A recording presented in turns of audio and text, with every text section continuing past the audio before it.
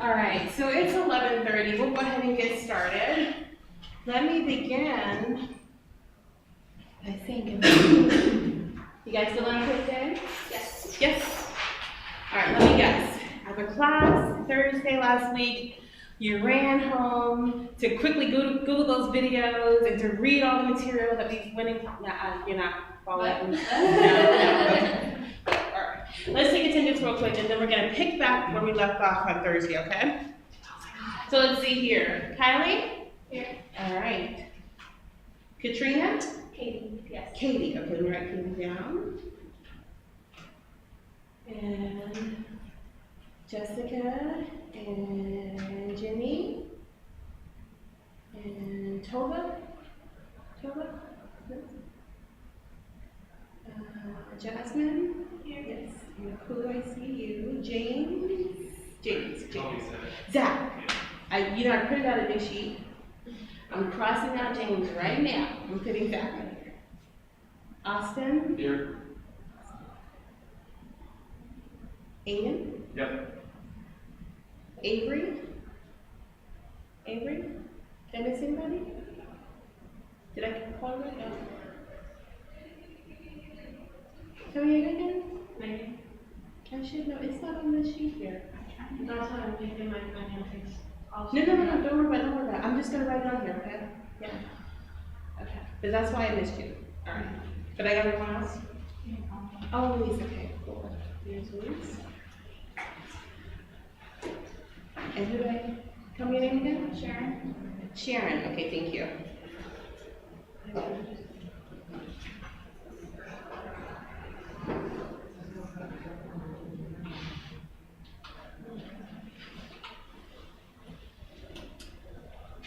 All right, so when we left off last week, we watched some various video clips, right? We actually watched a couple of video clips and then we listened to an audio.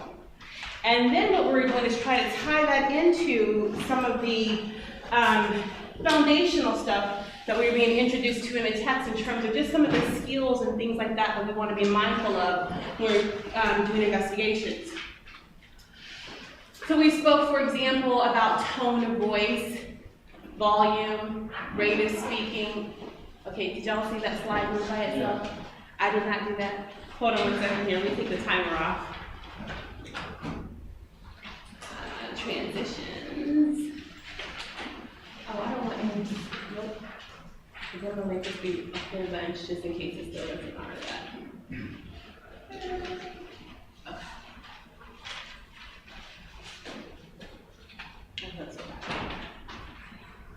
All right, enunciation or clarity. Remember I gave you the example of that Monday case. Did I do it again? Yes.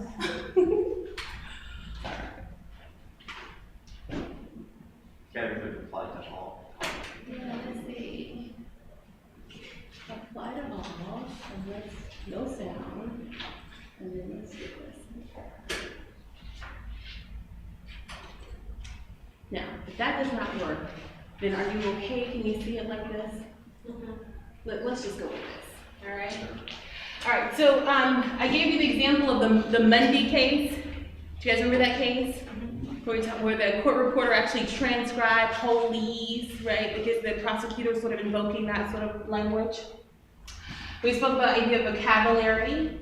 What did we say about vocabulary in terms of why vocabulary might be important?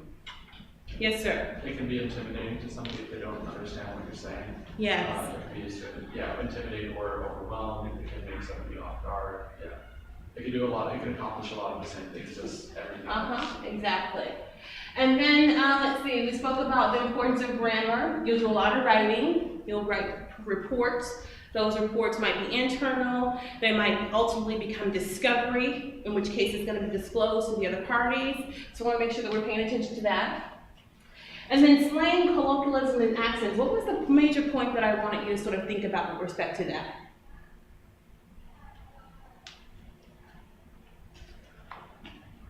What do you think? Yes, sir. I think it could be unclear for some people.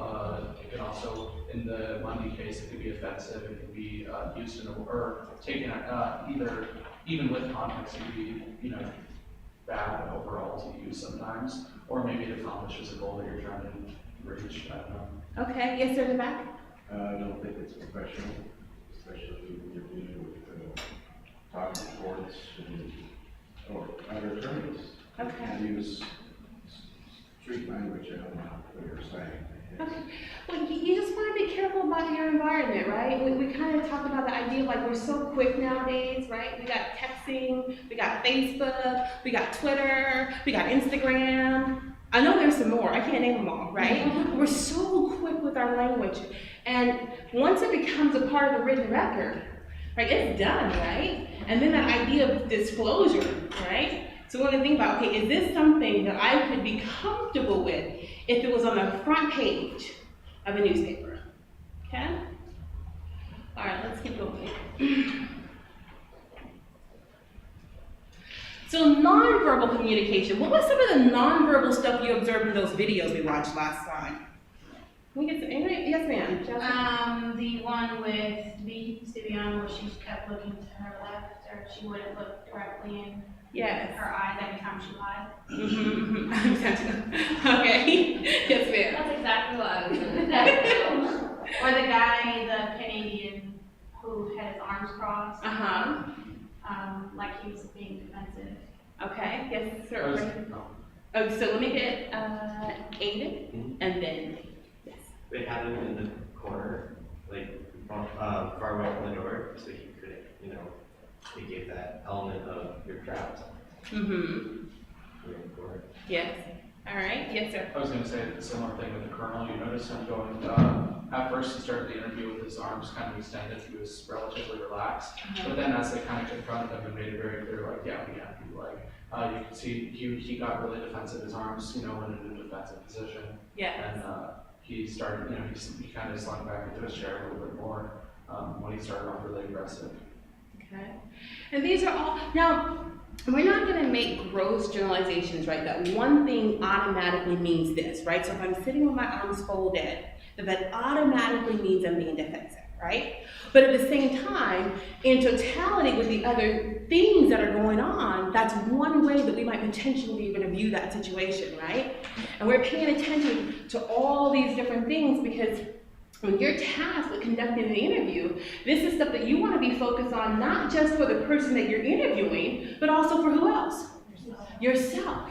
Because you're going to set the tone for that interview, right? So if you come in and you got some body language and some posture going on, and maybe some volume to your voice, and maybe you're a little bit, invading space, right? What sort of tone are you creating or setting up for that interview? And maybe that might indeed be your purpose, maybe that might be your strategy, but you want to be aware of that and know that that's what I'm doing, that's what I'm creating. You okay with that idea? I feel like another audience. That's right. So a lot of what and I'm not gonna lie to you. Sometimes you're gonna be tasked with interviewing people, and it's gonna be just like this. Oh my goodness, hey, thank you, I'm so glad you're early. Look, I just got the name of this person right here. They're a witness in this case. I need you to go interview them. And you're gonna have a name and a location, and that's it. All right? And so you're gonna have to be in the moment, quickly sort of assessing and evaluating all this stuff. Okay? Now, in an ideal world, you'll have some background information, but I'm not gonna set you up like that, okay? All right. What do you think about the clothes and the environment? If you dress professional, then they're going to be more responsive compared to if they're going to take you more seriously compared to if you just go in like jeans and a t-shirt or something more like scrubbish, I guess, that pairs to being dressed in a professional manner. Okay, yes, sir. I think depends on your audience. You're playing to your audience. There might be some people that are really, really uncomfortable when you go in with like a suit and tie or whatever, really professional dress. Mm-hmm. They may actually just be like, that may completely shut them off. Mm-hmm. Whereas if you just go in casual, say, hey, I want to talk to you about this case that you're involved in. They may be more approachable. So I think it is really, you need to know the person you're interviewing. Mm-hmm. Try to dress so they won't, either be really intimidated or if that's your goal, then maybe do that. Right. So remember how I told you that the AGO investigators, they're not commissioned? Okay. officers. Remember how we spoke about how they have to be very clear about not creating this environment where the person feels like they're in custody and not free to leave, right? And so that comes into play a lot. So there's a lot in the, when they're writing up the witness interview, there's a lot of description about things like this. I was in plain clothes. A lot of description about the environment. You know what I mean? Because sometimes that's going to be critical and key in terms of trying to establish, hey, this person was not in custody. They were not being interrogated. Therefore, I did not have to give them their what rights? Anybody know? Miranda. Okay? Now, in other situations, maybe it's going to be absolutely appropriate. Maybe it is, in fact, that we do have an officer and he's plain clothes and all that kind of stuff. But even in those situations, sometimes we have a lot of motions based upon, wait a minute, at this point in time, should that officer have given Miranda? What were the factors that were going on in that situation when that person could have thought, hey, I should have had my Miranda rights read to me at that point? We're going to talk a little bit more about that in the next chapters. All right, let's keep going. All right, so we've kind of covered this a little bit. Written communication, grammar stuff, effective writing, avoid slang and colloquialisms. We want to be precise. Let's pause on this for a moment. What do you think this means when it says we want to be precise? Oh, Yes, ma'am. I have Yeah. a perfect example. All right. So I'm taking basic writing Yes. for the paralegal program, Uh-huh. and the course that we're taking this week is about capitalization. The case that we're going over is a case where there was a child predator using a AOL account, Mm-hmm. and in the search warrant, Yep. they incorrectly Yes. spelled the name of the username. Mm-hmm. So AOL already knew the username before the search warrant was written up. Yeah. And they took the information from the incorrect account and gave all of that information to the FBI, but in the search warrant, the name was spelled incorrectly. However, they did still allow it, which I don't agree with, but it was still allowed to be used. That's very interesting. Yeah. You guys okay with this idea? It's critical. It's critical and key. I'll give you another example. Search. It always happens in the search warrant world, all right? Where they have the street address, they have the color of the building, the name of the apartment complex, the city, the state. All of that is perfect and pristine. You know what was incorrect? The letter for the apartment. So we had the number correct. You know how some apartment complexes have letters for the buildings? So 103 was right. Hey, Wrong letter. Boom, that's in there. But guess what they find though? Drugs. They still found something. They had the wrong place, but they still got lucky and found some criminal activity. But guess what? Does it get to come in? No. Nope. Precision. Okay? Being precise and very accurate with our information. All right? Yes, sir. I was also thinking, if you're talking about the AG where they have to write up the environment, Yeah. you don't want to say, you confess about 12:30. Yeah. You have to be absolutely like, this is when you confess, this is the context, this is what happened. That's right. We want those details. Okay? Consistency. We will talk a lot about the idea of consistency, particularly when you are formatting your documents and when you're writing your reports. Once you start to work with one attorney or a couple of attorneys, you're going to learn very quickly like how they like to operate, what they like their documents to look like. They're going to be tedious even down to like how they want their name, okay, on their pleadings, all right? And so the idea here's that you want to be able to be consistent with those, with formatting your documents and things like that, but also in a different vein, what else in terms of investigating and interviewing? Think about the information you're getting from a witness. What do we mean when we say being consistent? If they like change small details in their story. Yeah, okay, we're going to come back to that. Me? Yes, sir. Okay. I think it's very important to be able to sort through which is consistent and which is made up stories, because when you're interviewing people, especially if the situation is so tense, they'll tell you everything that you might not really need, but at the same time, they might go back on what you really need. So you just have to be able to sort through what is. Okay. And then in the context of actually doing our documents, our reports about that investigation, right? Where the witness refers to something as one way, we want to make sure that we consistently represent that throughout the body of the document that we use, right?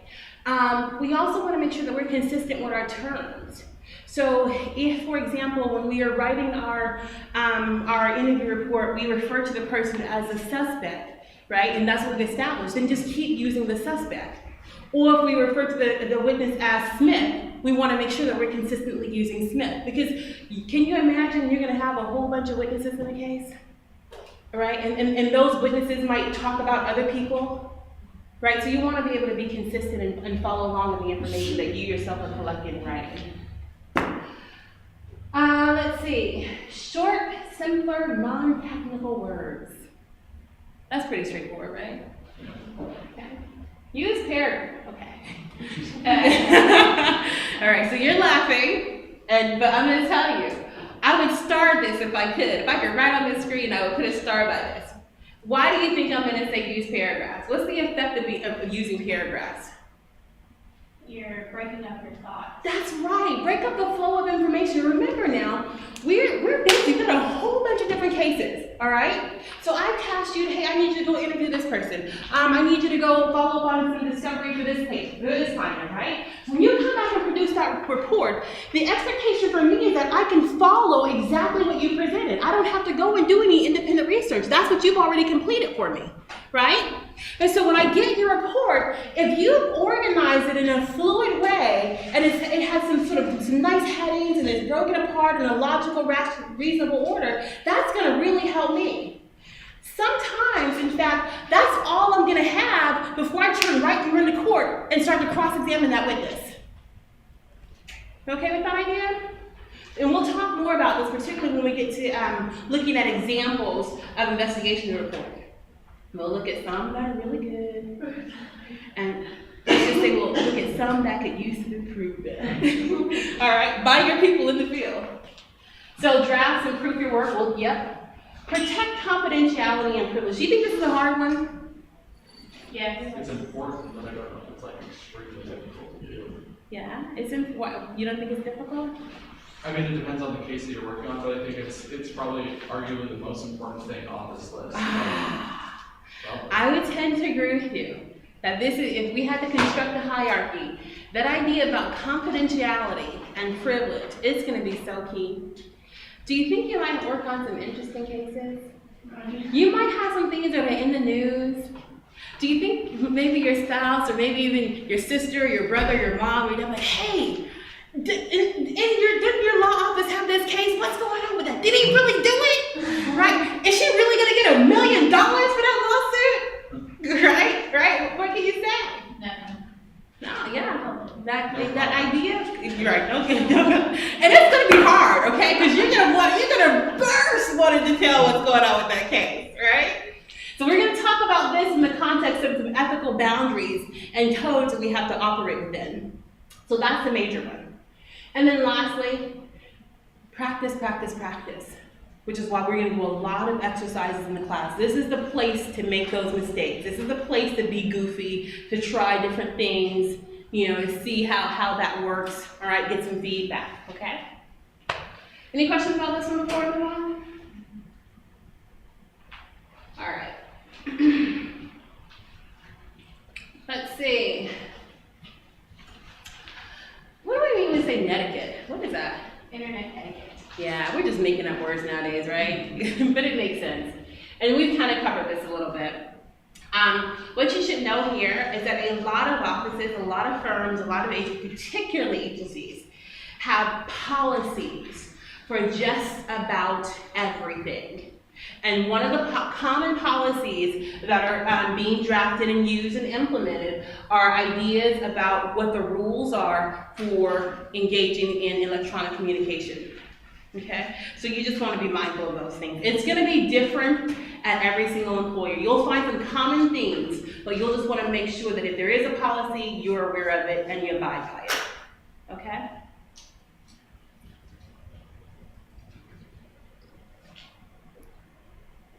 So where communication skills are critical for legal professionals.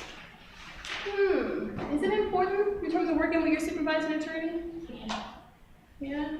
A little bit? Just a little bit? It's crucial. That is a critical component. You know, your supervising attorney, that is like we make these jokes about having these relationships, right? This is my work husband, whatever. You're gonna have a very close relationship with your supervising attorney. And I'm just gonna tell you candidly, you may not get to pick who your supervising attorney is sometimes, you know? You may like them, you may fall in love with him or her, right? But then on occasion, you might have that person like, oh my God, I gotta go to work. Now, hopefully you're gonna have really great experiences, right? And you're gonna love the people that you work with. But the bottom line is that life sometimes brings you opportunities to rise to the occasion and the challenge, all right? And the idea is you using your communication skills and being able to, you know, get through and have a productive work day. Working with other attorneys and staff in your office. This is so, yeah, you're gonna work with supervisor attorneys. You might have 1 or 2 attorneys that you're working with, depending upon how big the case is. If you have a litigation team, you'll have attorneys, you'll have a legal secretary, you'll have a paralegal. You follow me? So you'll have you might have a big team or group that you're working with. Clients. Communication still be important working with clients? Are you gonna like every single client that your attorney has? I'm just saying, right? I got some people right now. I'm like, can we fire our client? Can we just fire him? Just take your retake, right? It's gonna happen, all right? Working with witnesses. Yeah. I'm gonna tell you, sometimes it can be more difficult to work with the witnesses than your annoying clients. Why might I say this? Because your clients are paying you to cooperate more likely than the witnesses would be. Yeah, the witnesses have nothing to lose. That's right. So you will have some witnesses that come in with what I call righteous indignation, right? I don't want to be a part of the process. Why am I here? Am I getting paid? When am I going to get paid? Are y'all going to, right? Because it's a big deal. Particularly depending upon what role that witness plays in the case, right? Oh my gosh. And don't let it be a DV case, right? Where it's a family drama. And they don't want you to prosecute, and you're working in the prosecutor's office as a paralegal, and you're assigned to contact witnesses. Oh, you're going to hear some expletives, okay? I'm just telling you. Yes, sir. I don't know how it applies to the actual investigation, but I know that in the general law firm, I used to work in an immigration law firm. And we have witnesses who try to get them to help out in the investigation to be able to solve the cases that they have. Sometimes you don't have to go and spend hours trying to locate them. They disappear. Or they come in and tell you everything, like everything's going to be great, and then they're gone. And then they come back and why am I there? Why do I have to come back? And now, like you mentioned earlier, I don't want to be part of it. They change you. They will switch on you in a hot minute, just like that, right? So the idea is that, you know, communication skill, it's going to be critical in all of these different settings. Core personnel. I'm going to tell you right now who your best friends will be in this field as paralegals. Do you have a guess? Court clerk? Yes! Your court clerks and bailiffs. They are your best friend. Why do I say that? They know what's going on. Yes, ma'am. Document your case. They document, and what else? They keep the crazies away from you. They they do that too. What else? Yes, ma'am. You know all the scheduling. Yes, they are a wealth of knowledge and information for you. And if you make friends with them, you know, you're respectful, you're polite, they will be so helpful. They're gonna be helpful anyway, because that's part of their job. But it never hurts to really establish a good rapport. Okay? All right. 6 suggestions for effective phone calls. Why are we talking to you about phone calls in interview investigations? Big part of communication. It is. I'm going to be honest with you. I've done some internship site visits, and a couple of times, some of the feedback that I've gotten is, do you guys teach the students how to answer the phone? And, you know, I'm sort of like, Are you serious? But you're listening like, oh, well, tell me more about that. Tell me more about what you need. What are you looking for? Oh, well, it's just that I've had, this person, they answered the phone and, they weren't very patient with the person, the client called in, and they were obviously very upset. And their response was, well, she can't talk to you right now because she's busy, So it's basic stuff. I just don't want you to take certain things for granted, okay? So I'm going to tell you this, but you're going to say, I know that already, in which case it's good, just sort of keep this stuff in mind, all right? So be ready. Know exactly what you're going to ask before you get on the phone. To the extent you reasonably can, right? Because they're going to give you some information. Part of what we're going to talk about is you're going to get information, right? And then you're going to have to follow up on that information. So remember we talked about an interview can be sort of organic, it should flow like a conversation. So yes, you'll have some targeted specific information that you want, but at the same time, sometimes witnesses or your client, they might just go in nuggets. You're just going to just pour from their mouths.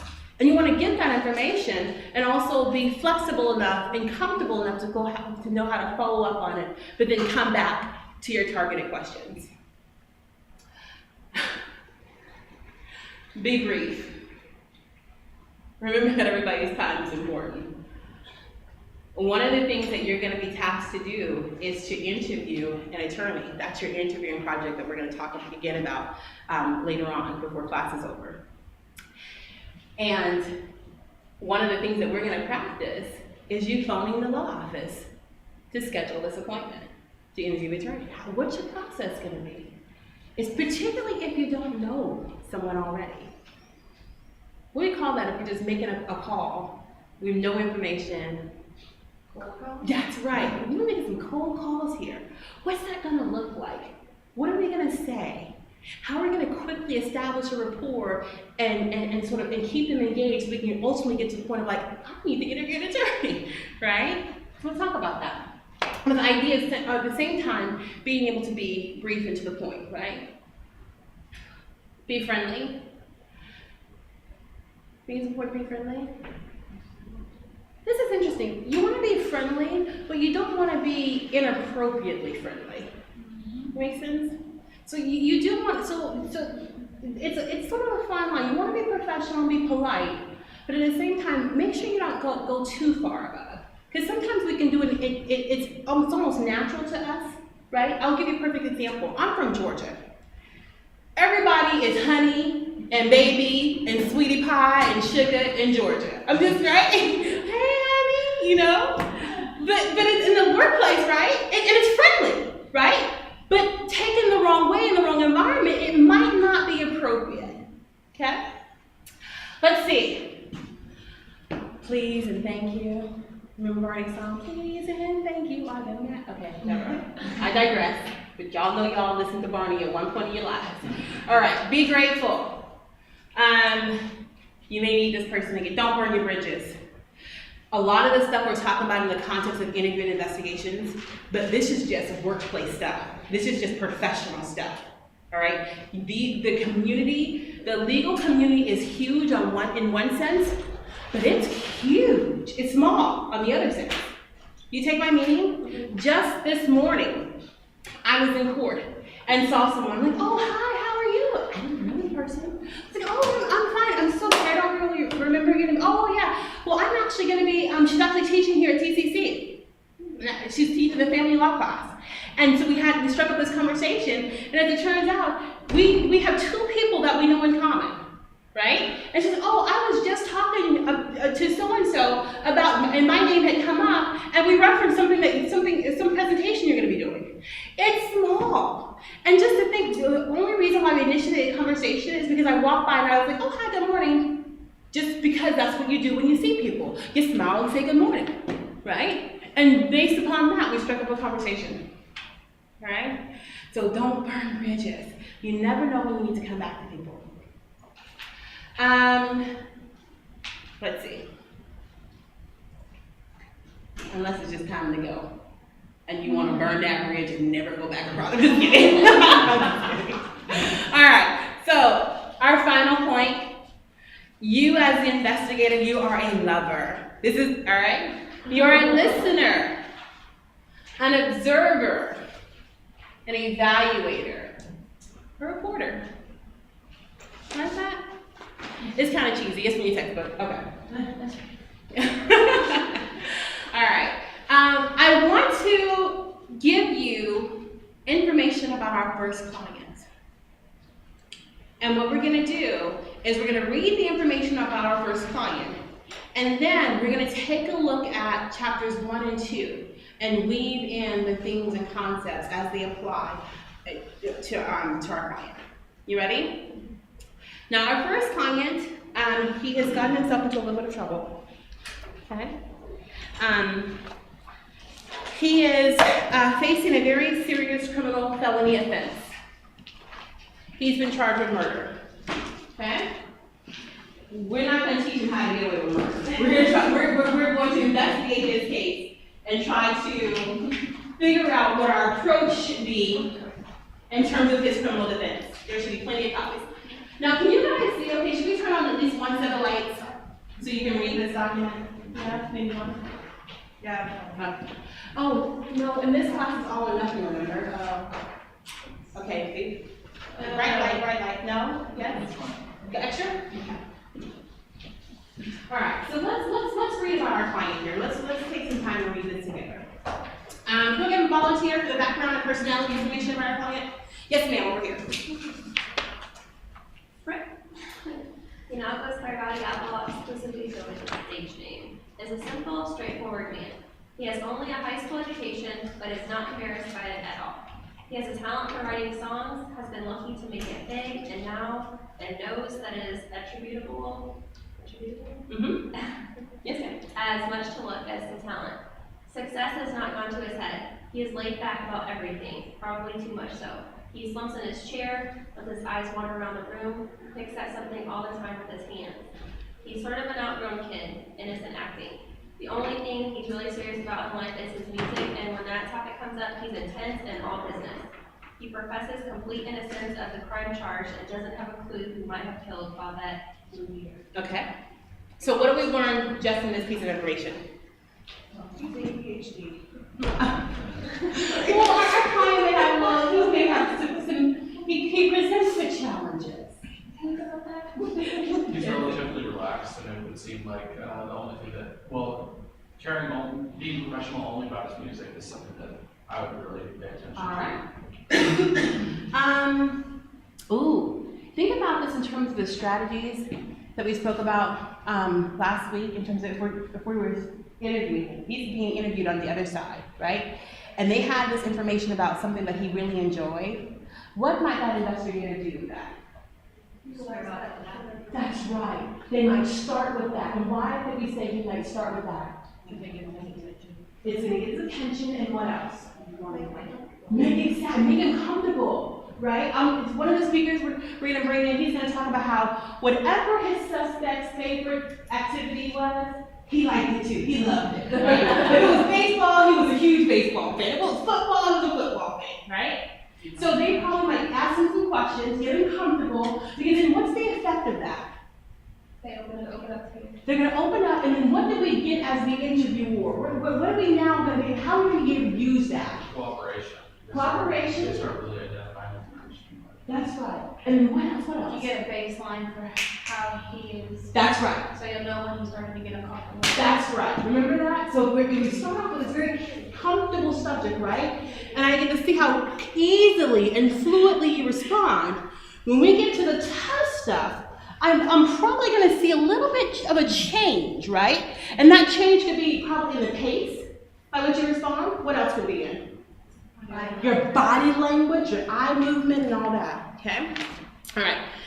Let's see, information he's willing to give volunteers. So I want you to disregard that. The way that we're using this is our information for our client. We've collected this either from him or from the discovery that we've gotten, the information we've gotten from the police report, okay? All right, so next paragraph, anybody? Yes, sir, thank you. Outlaw grew up in Capital City and went to high school here, Capital City High School, class of '87. He was just an average student, but learned to play the guitar from his dad, and has always wanted to do nothing but play and sing. College never interested him. Okay, keep going, everybody. In high school, he and a classmate, Jack Gates, started a band they called the Hold Ups. Rowdy was the lead singer and Gates the drummer. 3 other kids were in it and did lots of little gigs around the town, but never were able to record anything of their own. All right, I'm gonna pause right here. So, what have we learned so far about our client? And some potential stuff that we might, His dad's on one from the yeah. What else? He has a friend named Jack Gates. We learned Jack Gates. And then what did we learn in the very top paragraph too? We learned somebody else's name. Oh, We learned the name of the, high school? City he grew up in. yeah, but the name of a person. Babette. Babette, and who is she? The victim. She's a victim, exactly. We okay with that? Wait, oh, in the very, very. In the very top, yes, ma'am. Oh, okay. Yeah, I was looking at Okay. All right, let's see here. The band broke up. Can somebody pick up there? So, Jessica? Yeah. All right, hold on 1 second though. So now, as we're going through and we're sort of talking about little nuggets that we're picking up, what are we doing here? right now. Oh, yes. Right? No, this is gonna be about strategy too. Sometimes you're gonna go into an interview and you're gonna have some documents of paper with you. You're gonna have some notepads, right? Or sometimes you might have a laptop, whatever, right? And maybe you want to have a situation where you don't bring anything at all. Maybe that's part of your strategy. You want to really know the person off a little bit. Wow. I'm being investigated, but there's nothing with them. So what do you think about that? But in our context, right now, because we're talking about being that lover, right? Sort of that listener, observer, evaluator, reporter. Well, we're in the sort of preliminary stages of evaluating our piece. So we want to be taking some notes right now. Right? We want to be jotting down those pieces of leading information that we're going to follow up on. All right, Jessica, go ahead, please. Thank you. The band broke up about the time they graduated and having no career plans at all, he and Gates joined the Army soon after. Outlaw did 4 years in the Army, including serving in an infantry battalion during the First Gulf War in 1991. He did see combat and a lot of slaughter of poorly trained and equipped Iraqis by our Air Force. He saw Gates over there who was serving in the supply unit. He heard that Gates got into drugs over there and maybe selling them too. The Rowdy was never sure about that. He does know that Gates got caught at something, served a little time in the break, and was dishonorably discharged. Okay. Males? After the Army? After the Army, Outlaw went out to California. He worked as a waiter at different restaurants in the San Francisco Sausalito area and did some lifeguarding too. He played guitar in lots of different bands in the mid and late 90s. Finally, about 7 years ago, he started his band up again. Jack Gates came back as the drummer, and his girlfriend from California, Babette Bouvier, This is was what a about that. backup singer. All right, so now what do we learn about who the victim is? His girlfriend. All right. Whose girlfriend? She's Fritz's girlfriend. Oh, Yeah, so it was Jack Gates' girlfriend. Wait, it doesn't say it, just says his girlfriend, so it could be either one. But who were we talking about initially? We're talking about Jack Gates, right? The band break up, Outlaw did 4 years. Follow the next sentence. He did see combat. He saw Gates over here. He knows that Gates got caught in something at the Army. Outlaw went to California. So who are we talking about? Gates.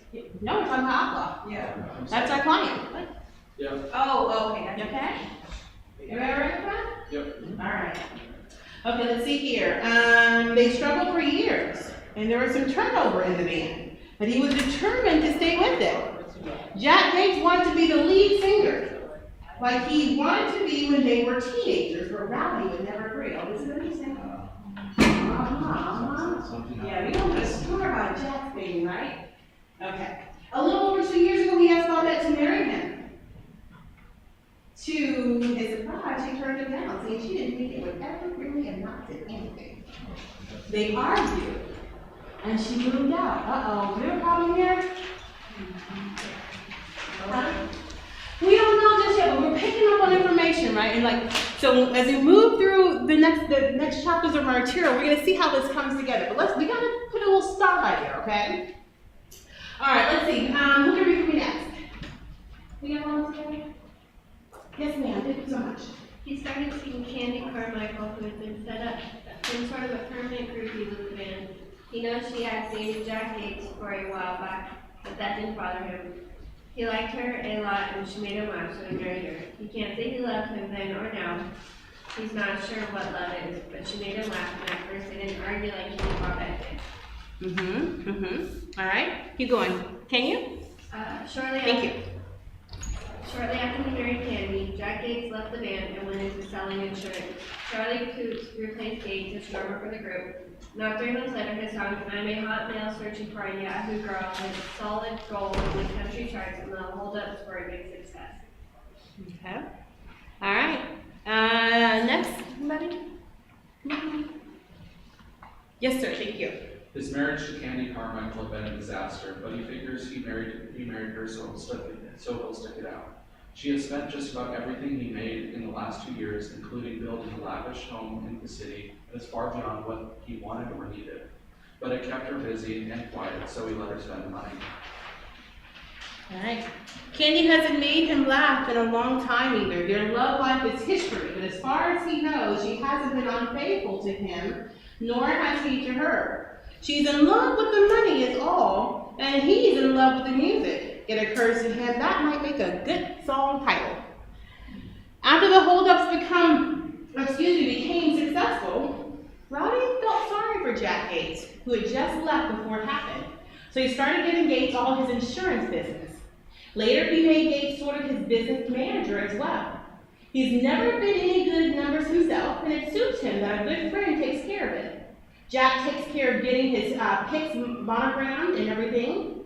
Rowdy never has been bothered to check the books. Jack tells him what he's got, and that suits him. All he wants to do is write songs and sing. What do you think about that? Yes? It's pretty suspicious in general, just not a good practice. Okay, yes. All right. So one of the first things that we're going to start doing is we're going to be drafting up a summary of our client info, right? We're not going to regurgitate all of this information, okay?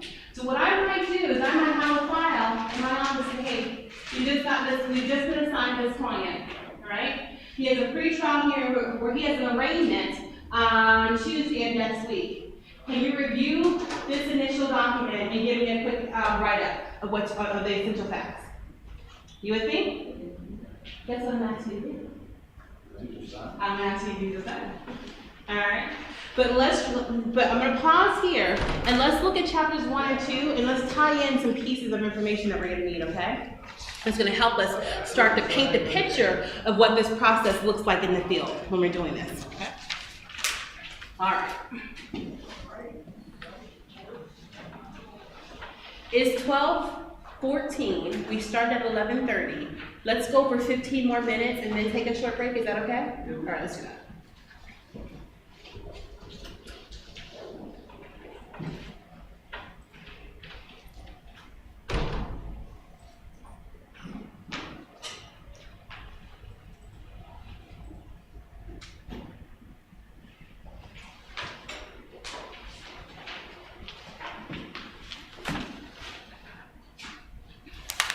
So here are copies of these slides that we're going to go over right now, okay? This should be twice.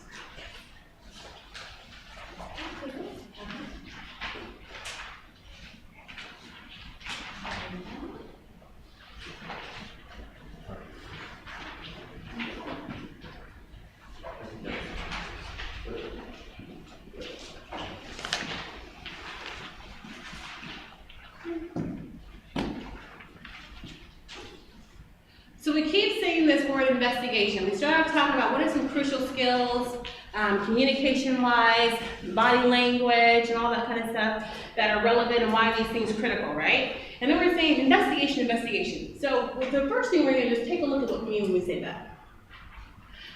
So investigation. Process by which attorneys and those assisting them gather relevant information from a variety of public and private sources in order to successfully represent the interests of their clients. Feel okay with that? Right? We're going to take a look at what different modes or tools we have to conduct our investigation, depending upon whether we're in the criminal arena versus whether we're in the civil arena. And we'll talk about why there are differences between the two.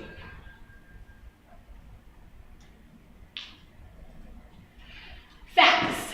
We always start with the facts. What did I just give you? We got some facts, all right? We got a lot of facts, all right? In every matter that a lawyer handles for a client, the facts that are discovered will determine what law controls. Do you agree with that? So the facts that we have, that's going to determine what the law is. Why couldn't it be the other way around? Everyone's innocent. Really? We gotta presume they're innocent? Why? But they just look guilty. You apply the law to facts. Huh? It's usually the application of the law to facts. The application of the law to the facts. Because the facts are what they are, right? We might try to interpret or spin the facts, but they are what they are, right? And if we did it the other way, think about this example. Let's think about this example. So say I'm in the prosecutor's office, right? And I have my mind determined that the crime we committed is theft in the first degree, right? I want this to be theft in the first degree. I want it to be a felony, and I want you to do some serious time. I don't know why. I just want it.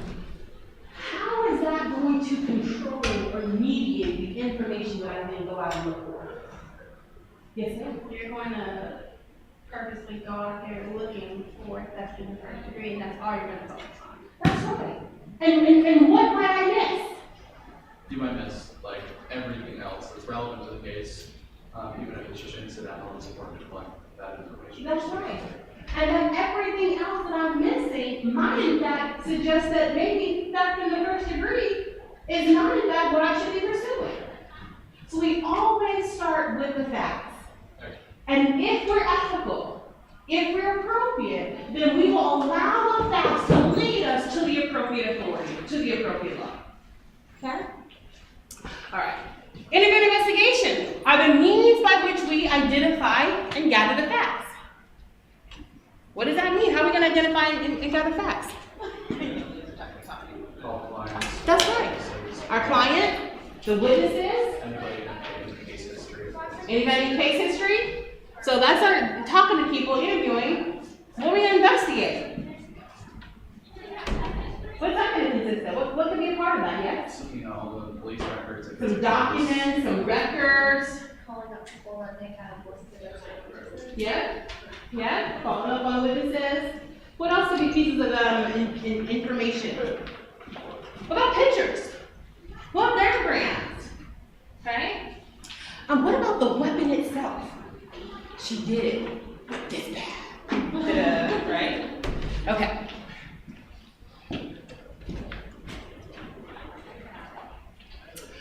So we got our facts. We're sort of looking at the law. So we got 3 steps.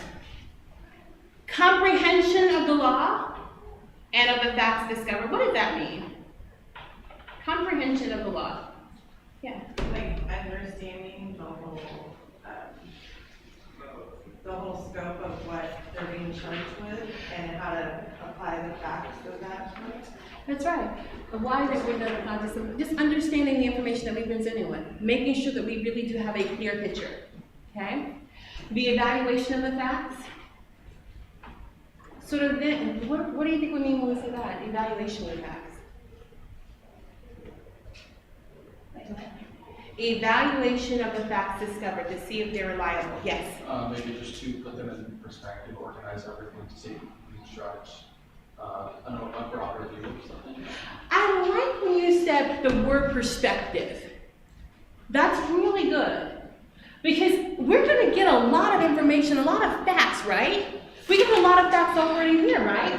And as we were reading, we're reading like, that's interesting, right? We probably might want to follow up on that, right? Is every single fact going to be reliable? Is it gonna be necessarily accurate?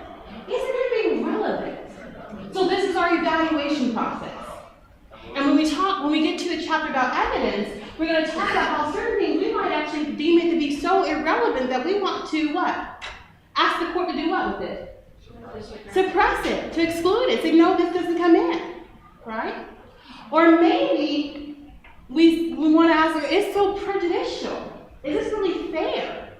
It might be relevant, but it's just so unfair. It seems so untainted. It's a little tainted, right? So we want to evaluate the facts. Your word perspective. Is it possible that you can see the same set of facts differently than I see them? Oh, yeah. Differently than she sees them? Yep. Absolutely. So is that part of our job as when we're doing this? Why?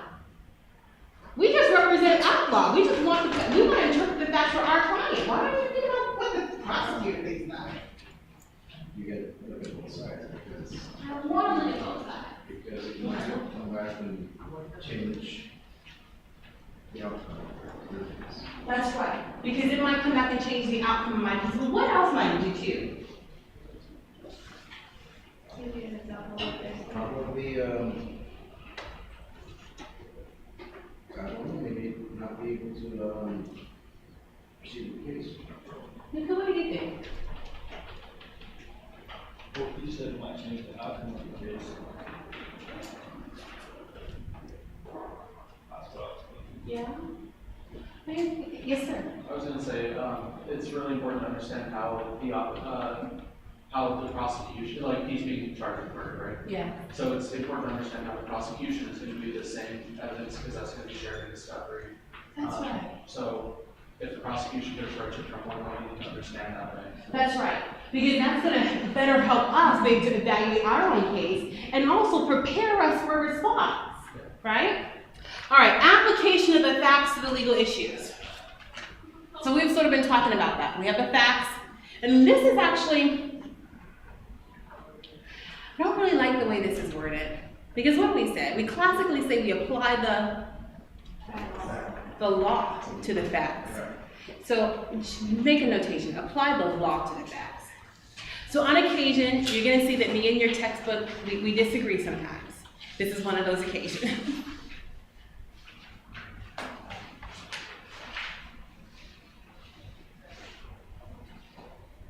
All right, we said we were going to go to 12:30, right? Is that okay? All right, so I got 6 more minutes. Categorizing information. Categorizing of information is an important part of the factual analysis process. It is the ability to look at information from all different sides, angles, recognize what information is relevant, significant, makes a difference, and so forth. Would you agree with that?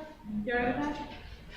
We're going to get a lot of pieces of information, as we've already seen. And part of what we're going to do in that analyzing and evaluating process is sort of saying, okay, this is the stuff that's immediately relevant. This is the stuff that's not. Classic example, let's see. We have a Medicaid fraud case, all right? This is let's say a dental provider, all right?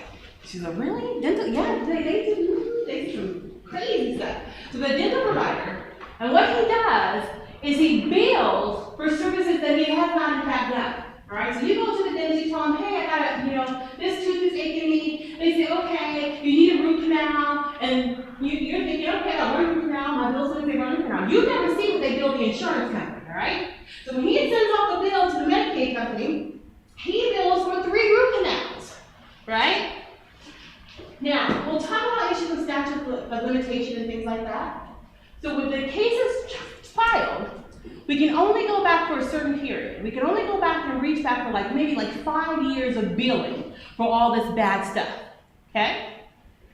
But he's done it for a lot longer, right? So the stuff he's done for right now, that's absolutely relevant, okay? So we're gonna put that in the category of relevant, need to collect evidence. All the other stuff, is it still relevant? It's still relevant, but it's gonna go in a different category.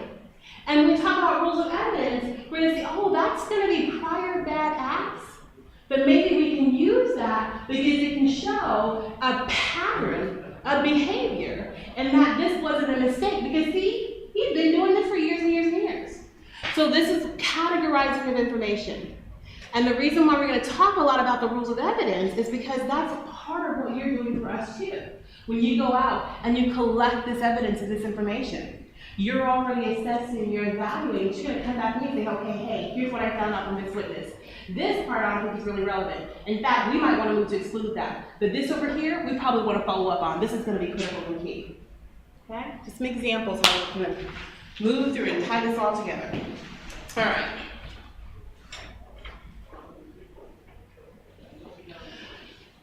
You're gonna, right now, we just got a police report. I'm not gonna tell you how we got this, we just got it, okay? I haven't given you the charging document. What do I mean when I say the charging document? That's right, that actual complaint, that criminal information thing, okay?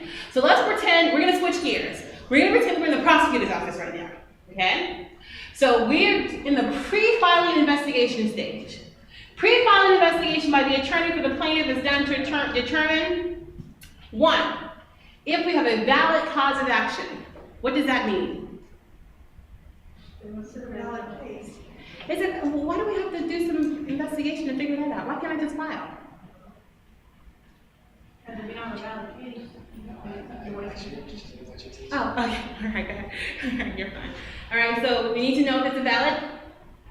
if it's a valid charge, or if the action that was done by the person you're trying to file on Yes. is really what you're charging for. Okay.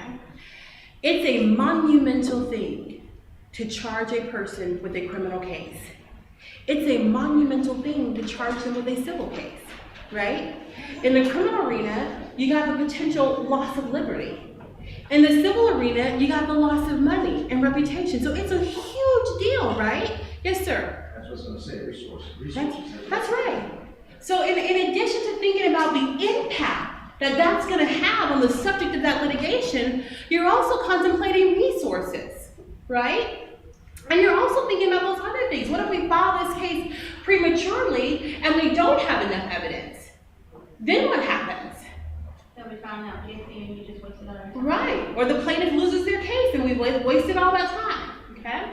And we're going to talk about what our mechanism is for getting information at the pre-filing stage. Because there's some things that we cannot do until we have a case that's filed. All right? Now there's some stuff we can do outside of filing, like maybe when we read our report here, maybe we might call Jack case. Right? We could do that. Yeah, but if we were talking about maybe subpoenaing him, that'd be something else. So we'll talk about what the different things we can do depending upon what stage you're at. So, pre-filing investigation. We want to make sure we got a valid case.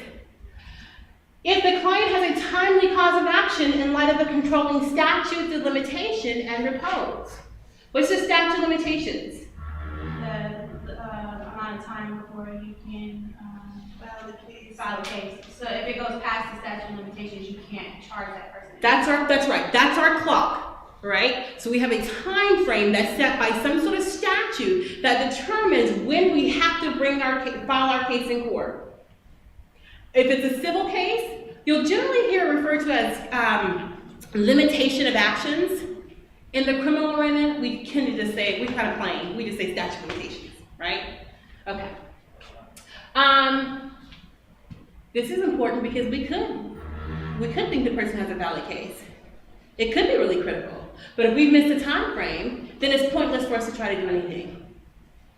The likelihood that the client will be able to prevail. Should we evaluate that? Yes. Why? Yes, It sir. goes back to resources. If you think that you don't have enough evidence to convict somebody, then if it's like a 75 to 90% chance that they win the case, then you're kind of just wasting your time and you could be dedicating time towards other cases. That's right. So that's a great criminal example. In the civil arena, what would be an example? Yes, sir, in the back. Reputation.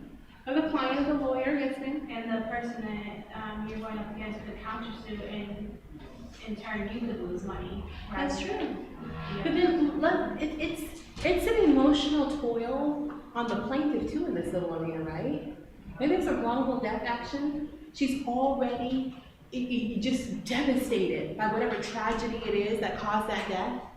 and now she's come to council seeking to file suit, don't we have an obligation to say, you know what, ma'am, I sympathize with you, but I'm just not sure that we're gonna be able to prevail, right? Do we have that? We'll talk about ethical things in which we operate. Would you think that's an ethical obligation, maybe? Yeah. Do you think we really have an ethical obligation in the prosecutor's office to make sure we have enough information before we file a case against someone? Yes. Yeah. The existence and relative strength of any defenses that might limit or defeat the client's recovery. What do you think that means? How many ways that they could win, like what defenses they could use, whether they're mentally ill or. Yeah. Because we could have a good case, right? And our case could have merit, okay? We could have a solid case. But then when we do the research on the law, maybe we can find, oh wow, they actually had a valid, legitimate defense. Such that if we were to go to trial, actually we might not even make it to trial. They could probably move forward. Anybody know the term? Summary judgment. Summary judgment. Summary judgment is that motion where we say, look, even if everything that party says is true, I still get to win. I got a defense. This should never go to a jury. Why waste the time? The law says they're saying I did X, I admit I did X, but the law says I can do that. All right, we're at 12:32. Let's take a break. Let's make it 12:40. Is that okay? All right.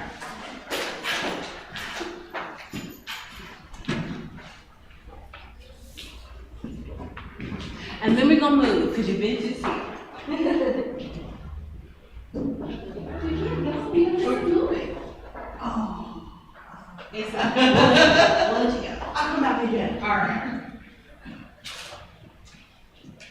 Oh, the book is all nice and warm. Don't you love it?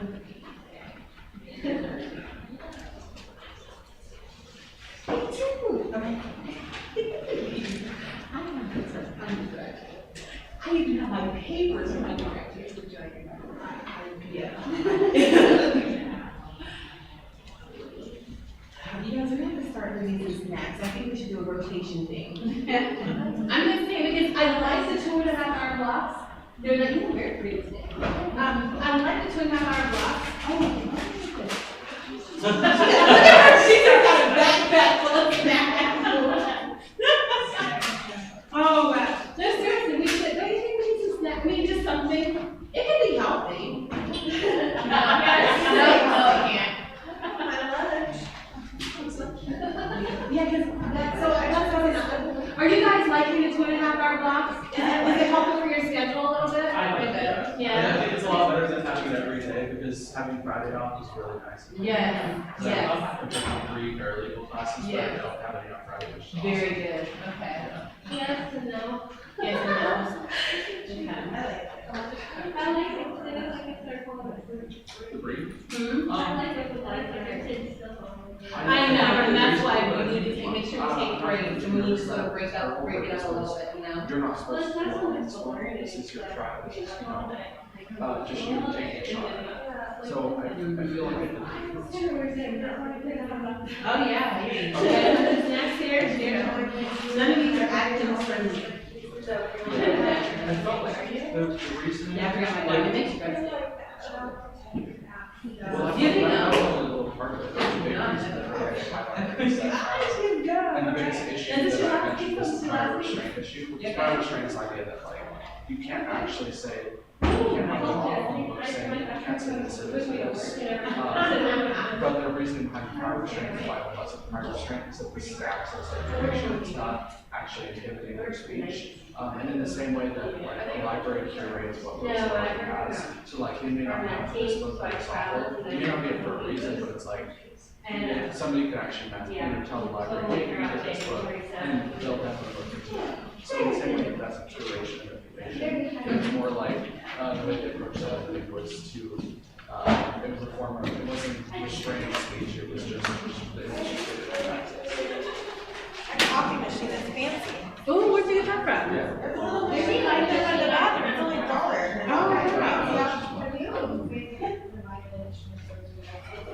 It works today. I tried it last Friday and it didn't Yeah, work. and that's a big thing. That was one of the facts that I was. That was a little berry. They had manual ability. Otherwise, yeah, Right. yeah. Is it good? I mean, I'm glad we're gonna go over it too, because that was definitely more complicated.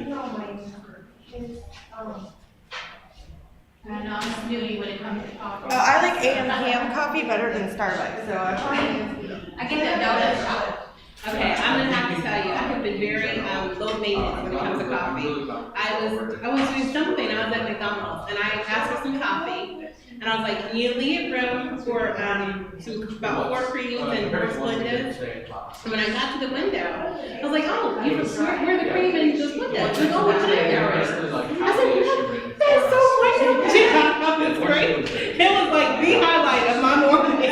They're the only ones that does it, that do it because I was Burger King, and I'm like, here, make it, you know, cream and sugars, and they're like, yeah, they give me a bag. I'm like, what am I supposed to do with this? I'm driving. And that's good. No, that's what was so nice about it, because usually I'm maneuvering, all this kind of stuff. I know what it is. Yeah. That's exactly what I was saying.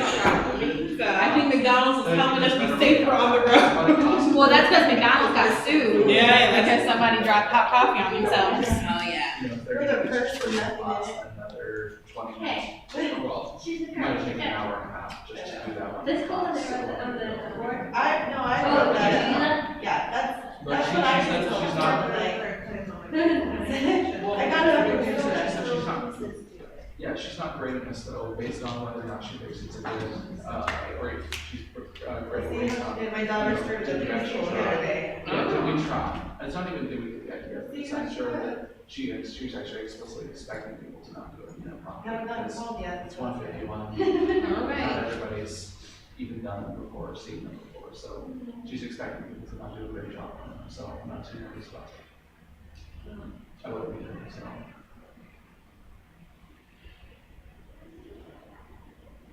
Yeah, all these things here.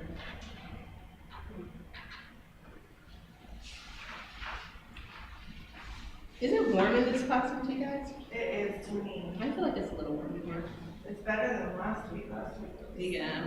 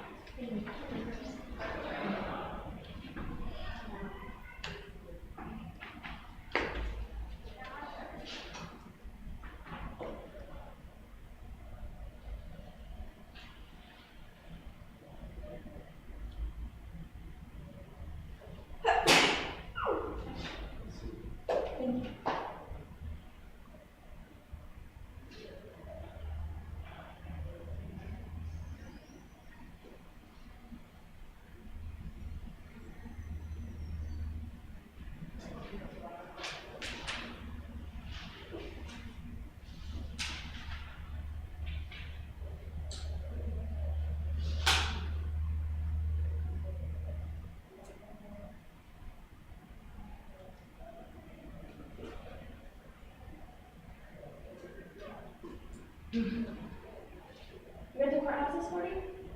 I said Thurston County this morning. Oh, I was like, I was at the courthouse this morning. Yeah. Yes, I was there at 8:15. Bright and early. It was hot too, because I thought the calendar started at 8:30, and it actually started at 8:55. Oh, So I- extra. So I want you to be on time and be early, but damn it, I could have used 50 more minutes of sleep. But it was all right. It went very fast.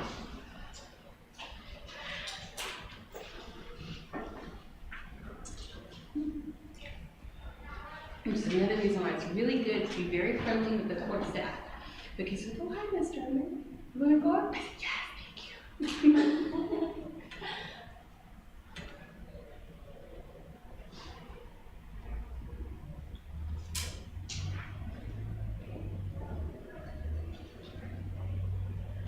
Is there anyone who's ready to do the internship?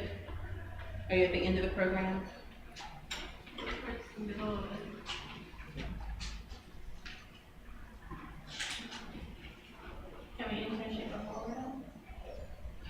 There is a list of courses that you need to have taken as prerequisites before you can move into it. Do you find that out online? Yeah. Or like a list of courses you need to take? Yeah. Are you hooked up on the paralegal Canvas site yet? On what? The paralegal program Canvas site? No. No? Okay, hold on 1 second. Hold on 1 second. So I tell haven't me, even met with, I emailed Jennifer Sorensen. yeah, I emailed her and I never heard back. okay, so that's fine. So just come, just make an appointment. You can email either one of us. You can come in during office hours. If we can't, meet those hours, we can figure out something for you. But I'm gonna tell you right now, if you're at the beginning of the program, in the middle of the program, please see an advisor so we can help you get your classes in order. Some of the difficulties that people take classes out of turn, out of order, and then, you know, it poses a little bit of a challenge, okay? So please just see an advisor. So, when you go to campus, see all, these are all my classes here, but then also you should have Tacoma Paralegal Program. If you do not have that, that's okay, don't worry. I'm gonna send you an invitation, so tell me who now does not have it. I'm gonna mark it on the sheet and get it to the person who can add you for me. And I'm so glad you guys asked about this, thank you. Okay, so let me see, tell me your name again, ma'am? Katie. Katie, okay. So Katie, I wanna say Jasmine, and then let's see, Zach. And then Louise, advisor. Oh yeah, a couple of you. Yes, ma'am. Tell me your name again. Avery. Okay, thank you, ma'am. Avery. Okay. And Austin. Okay. All right. So when you go and you look on the site, I'll just show you real quick. You go over here. So we make a lot of announcements, internship things, jobs. You will hate me because you're gonna get all these different postings, but let me tell you, you can set it up so that you just get one at the end of the day or something like that, okay? But then, I would rather give you more information and give you more opportunities and sort of miss out on something, okay? So you will get a lot of these, all right? So as we get job postings that are sent to us, or forwarded or so forth, we will post those to you. There is, for example, if you want to learn more about that limited legal license technician program, there's an announcement here about a presentation that's going to be happening soon. So lots of good information. And don't worry, if I'm going to submit this today, you should have an invitation by the end of the day, at the latest by tomorrow. The person who does this is really good. So you go to your email inbox? You can set. TCC email Yep. or Canvas email? You'll get it. You can have it set up so that it sends you an email. Okay. Right? But then you can also just come back to this page too and everything. Wednesday next week? I'm sorry? 11:30? It's on October 15th. Oh, 15, okay. Yeah, let me go back and look at it so I'm not giving you bad information here. All right, so let's see here. Here we go. So Wednesday, October 15th at 11:30. Let's see, by Thea Jennings and Steve Crossley. Very great people. I love Steve Crossley. He is so awesome. He used to be the president of the Bar Association. Very active, very committed to issues of access to justice, and just a wealth of knowledge about the Wellington program. Okay. All right, let's see. So I'm going to show you how to use this really quickly. So on modules, program requirements and advising information, and if you click here, this tells you how your advisors, can I speak today, are assigned to you. Let's see if this is working. It has our information. So before you actually declare the paralegal program, you're in that general advising with Mr. Kikos. After you have declared the paralegal program as your degree thing, then A through L are with Jennifer, M through Z are with me.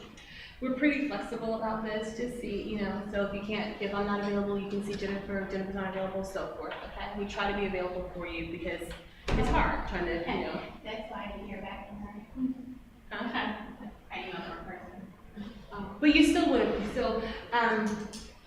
my guess is the beginning of the quarter, trying to get things, whatever, so, just shoot her another email or just email me, okay? And I'll stalk you. All right.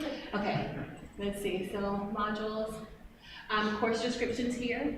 So this is information about the courses that are offered. Okay, so you can click on that, and it'll take you to a hyperlink of the course, what that course is about. Yes, ma'am? I just want to let you guys know that you're trying to get a hold of Kiko. He is out on Yeah. So I guess thank you so much. I'm not sure if he's returning. Okay. But here's the thing, thank you so much for that, but like I said, if you cannot get a hold of them, somebody is here to help you, okay? And if you cannot find Kiko, if you cannot find Jennifer, then you are certainly welcome to contact me, okay? And you got my cell number in the syllabus, so you don't have any reason to say, I can get a hold of someone. You call, now look, if you call and leave me a voicemail message, depending upon what the time of day is and when I'm able to answer that or whatever, I might not return your call until the next day. But if you text me and say, hey, I left a voicemail message, right? Or say, hey, whatever, then that's probably gonna get at your quicker response, okay? Text and email. Are we okay with that? All right. TCC paralegal classes. So this is a list of all the courses that are offered in the program. Generally, it gives you an idea, of when the classes are gonna be offered. So for summer, fall, winter, okay? Now there is some change, but this is sort of the general scope in terms of if you're trying to look at planning your courses out, okay? So if you come to the office for advising, what we're gonna do is let me go back over here. We're gonna print that sheet out. We're gonna talk about whether or not you're in the degree program or in the certificate program. We're gonna pull this sheet, for example, if you're in the certificate program.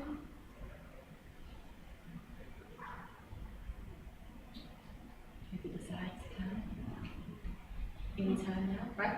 We're going to pull this sheet, we're going to go through and sort of plug in what classes you've taken.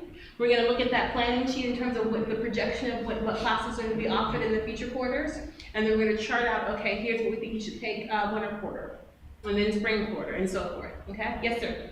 That's what I'm looking for, because I already got most of the writing prerequisites and all that, so. Yeah, so we need to have a conversation. Okay, great. All right, okay. Yeah, and I'm writing y'all names down. So I'm like, he told me he was gonna come. I'm just kidding. Okay. All right, let's see here. So let me go back to.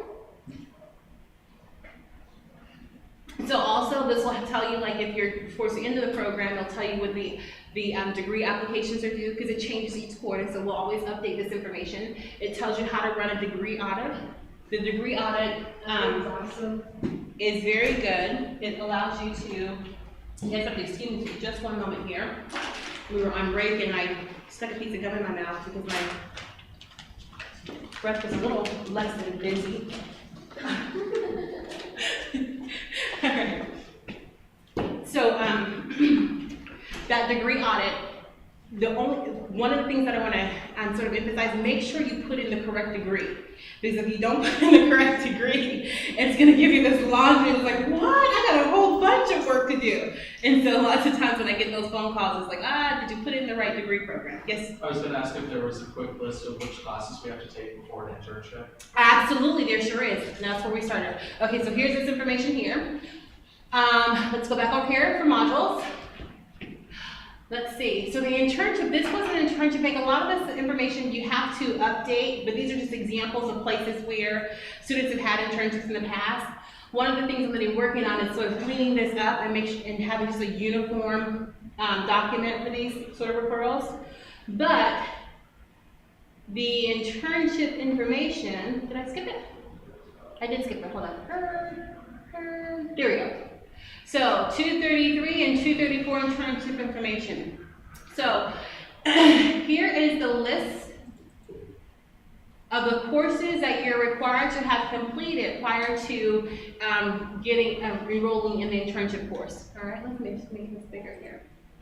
Oh, let's just do it like this. There we go. All right, you see that? Why is it looking like that? Let's put enable editing. There we go. Let's close that out. Okay, is that better?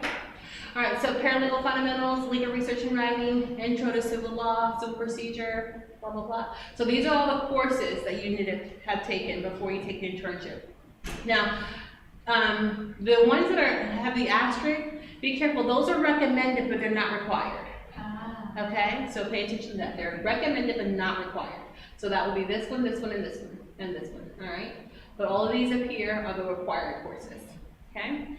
Additionally, don't wait to the last minute.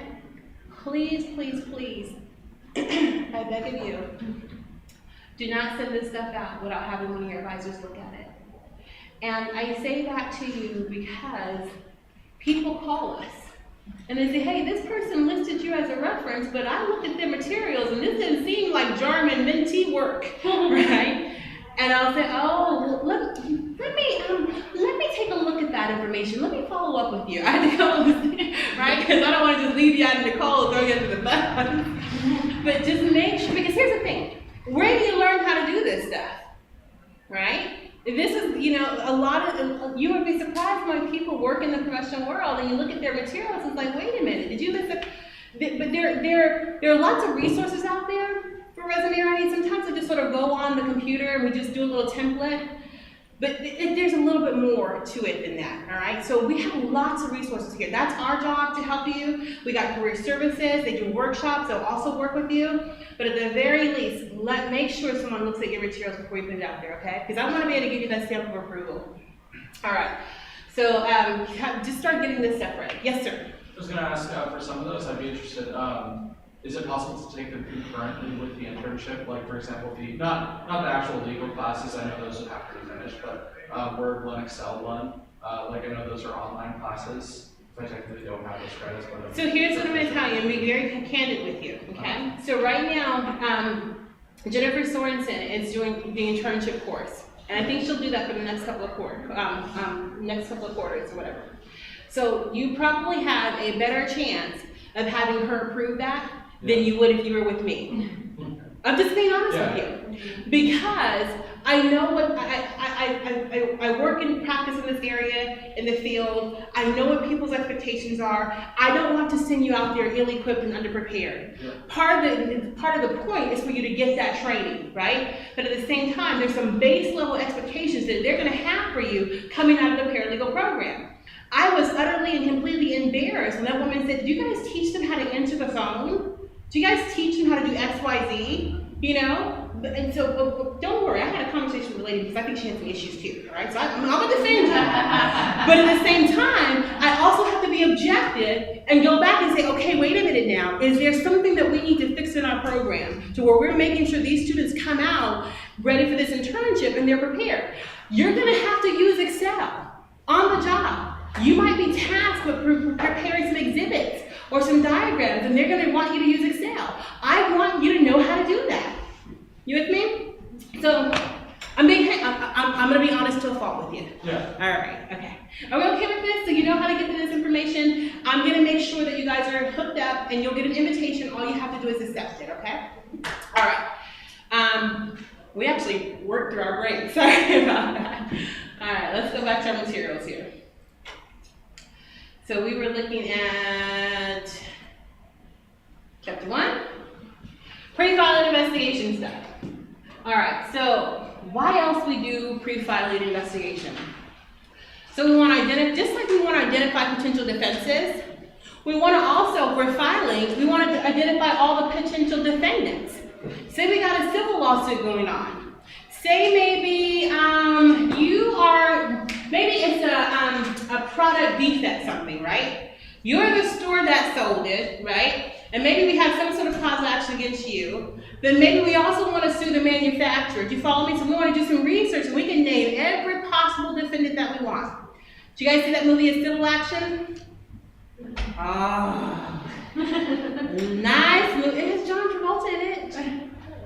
Oh, there's some cute women in there too. But John Travolta, you know, anyway, I'm excited. So it's a really interesting movie. It talks a lot about the civil litigation process, and there's this beautiful educational piece in there where he's trying to figure out who are the deep pockets that we can sue. Is it the local water company? Is this water company tied to a bigger company? Because we want to try to draw those connections, and if they should be part of this litigation, we want to name them as defendants. Yes, sir. What's the movie? A Civil Action. Mm-hmm. All right, great movie to watch about the civil litigation process. Okay, let's see, potential defendants, existence of insurance or indemnity agreements. I guess if they have any defenses, right? Identify availability and value of potential witnesses. So that's all part of what we're gonna be doing in terms of our pre-file investigation. How many witnesses are out there? Where are they at? Are they still alive? Are they competent, right? Are we gonna have to fly them in because maybe they moved out of state? So this is all stuff that we can sort of be doing in our pre-filing stage. The existence and value of documentation and physical proof. Think about, for example, we got a case where there's a video or surveillance video. We want to start trying to send that stuff out and get that, because a lot of times people do what with those videotapes? That's right, they erase them, or they record over them, or they recycle them, right? Your 911 tapes, right? After a certain period of time, those are gone. So we want to make sure that if there's any information out there, that we're sort of preserving it. We talk about civil litigation. We're going to talk about the idea of a preservation letter. Hey, we think we're going to be suing you. We know you got some documents that relate to this case. So here's your notice. Don't you do an end run and start shredding stuff. Okay, hold that information. With me? Okay, end run is that big old case, fraud case, they with some litigation. You know, a lot of big people shredding some documents that were just a little bit important. Okay. Let's keep going. Pre-file investigation is done by the attorney for the defendant to determine. So we got pre-filing investigation on the part of the plaintiff, and then we got some investigation stuff that's going on the other side too. Sometimes people know. They have an indication, right? Oh, I think I got into some trouble. Somebody might be trying to sue me, or I think I may have committed a crime, right? People who kind of know, right? And so what can we be doing on the other side? Let's see. Are there any allegations that maybe we want to be trying to prepare to admit or deny? Are there any factual or defenses that we want to be trying to think of? Yes, sir. Would you be able to claim public access and look at the documents that they might have on the case? Well, so it's going to depend. It's going to depend upon what kind of case it is, and it's also going to depend upon what the stage is, right? So for right now, for example, if we're talking about a criminal investigation, you're not entitled to that information until the investigation is complete and they determine to file charges. With me? If it's a civil case, I don't have an obligation to give you anything unless and until I actually go ahead and file my lawsuit. You with me? So it's going to depend upon the case. All right, let's see. Maybe what are we thinking about? Is there a possible motion to dismiss we might be able to bring? Or, we heard that term earlier, summary judgment. Maybe we want to be thinking about what kind of counterclaim we can bring. Counterclaim is that idea of, no, I didn't do what you said, but in fact, I have a claim against you. Counterclaim. Okay?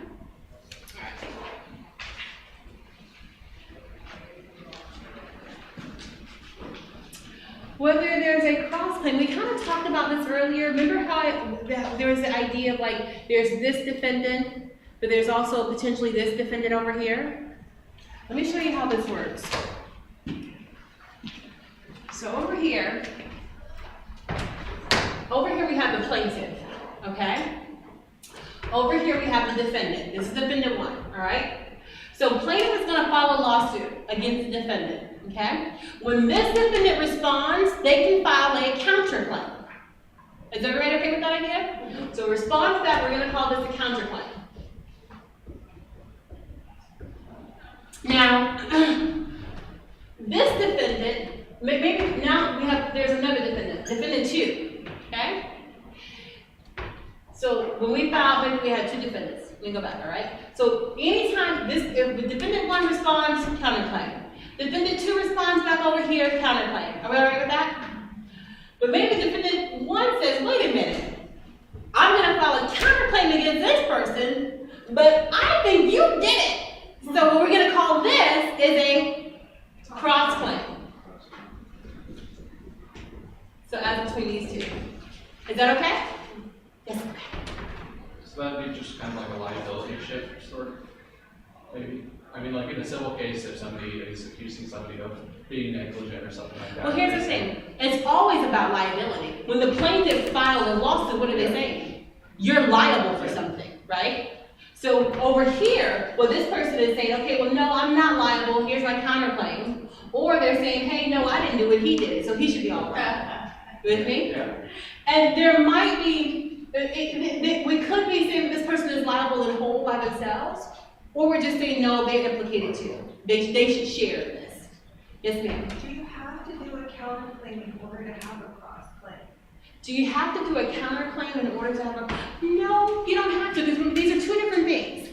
The idea of a counterclaim is, you sued me, right? So you're the plaintiff, I'm the defendant, right? Is that okay? When I file my response to your lawsuit, I'm saying, no, I didn't, but you did X, Y, Z, and I'm coming after you. With me? Is that okay? So that's totally different. With the cross claim, what we're saying is, so instead of you just suing me, what's your name? Sharon. You sued me and Sharon. So now I'm gonna come to Sharon and say, I got this lawsuit. It's your fault. So I still like counterclaim. So it's gonna make sense to do both, right? You with me? Because if I'm saying it's her fault, right? I'm also telling this person I didn't do it. Does that make sense?